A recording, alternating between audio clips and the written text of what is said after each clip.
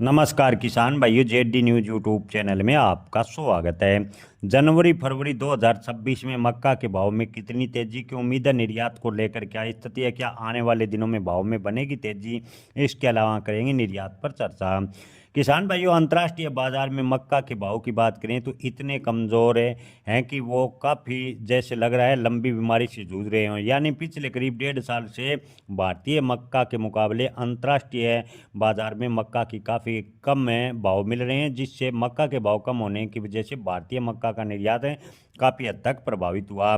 किसान भाइयों, आपको बता दें कि खरगोन मंडी में मक्का के भाव में हालांकि इन दिनों की बात करें तो 40 से 50 रुपए की तेजी है। एवरेज मक्का 1475 रुपये प्रति क्विंटल है और सूखी मक्का 1810 रुपये प्रति क्विंटल है।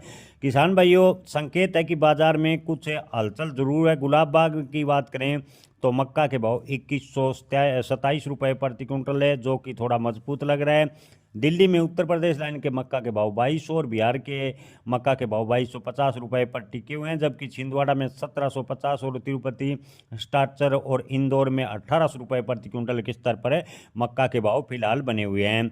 कहीं सूखी मक्का की भाव में थोड़ा सुधार है तो कहीं गीली मक्का की लगातार चुनौती बनी हुई है। लेकिन कुल मिलाकर ये भाव बताते हैं कि बाजार में अब गिरावट के चक्कर से थोड़ा बाहर निकलने की कोशिश कर रहा है। इथेनॉल कंपनियों की मांग में तो अभी कोई खास सुधार देखने को नहीं मिल रहा, लेकिन थोड़ा निराशाजनक ही इथेनॉल कंपनियों की मांग है। इथेनॉल उद्योग हमारी मक्का की बड़ी खपत का स्रोत भी रहा है, लेकिन निर्यात की मांग की बात करें तो जो बढ़ोतरी हुई है वह बाजार स्थिर रखने में थोड़ा बहुत रोल निभा सकता है।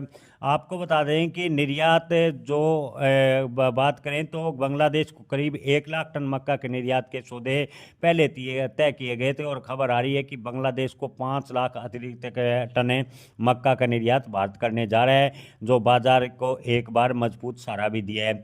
लेकिन किसान भाइयों, इसी बीच एक और खबर आ रही है। रूस ने चावल मक्का गेहूं से निर्यात शुल्क मुक्त कर दिया है। यानी रूस से भी अगर भारतीय बाजारों में मक्का प्रवेश कर गया तो एक बार फिर बाजार डगमगा सकता है। जी हाँ किसान भाइयों, आपको बता दें कि व्यापारियों के मन में बहस तारा है। रूस ने जो टैरिफ है मुक्त है, आपको बता दें कि चावल मक्का को टैरिफ मुक्त कर दिया है। ऐसे में चावल गेहूं अगर मक्का भारतीय बाजारों में आप पहुंचते हैं तो मक्का के भाव पर दबाव बनेगा। आपको बता दें कि रूस का मक्का भारतीय मक्के के मुकाबले काफ़ी सस्ता है। अगर भारत सरकार उस पर आयात शुल्क लगा देती है तो भारतीय किसानों को मक्का के भाव थोड़े बहुत ठीक मिल सकते हैं।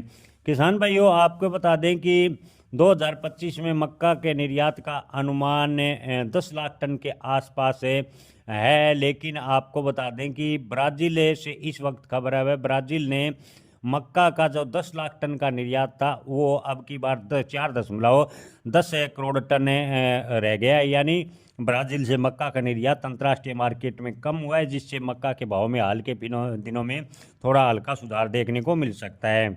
किसान भाइयों, ओवरऑल अगर भारत में रूस का मक्का प्रवेश नहीं करता है तो आने वाले दिनों में यहाँ से थोड़ा थोड़ा सुधार मक्का के भाव में देखने को मिल सकता है। मक्का के भाव में बड़ी तेजी की उम्मीदें फिलहाल की स्थिति को देख कर नहीं लग रही।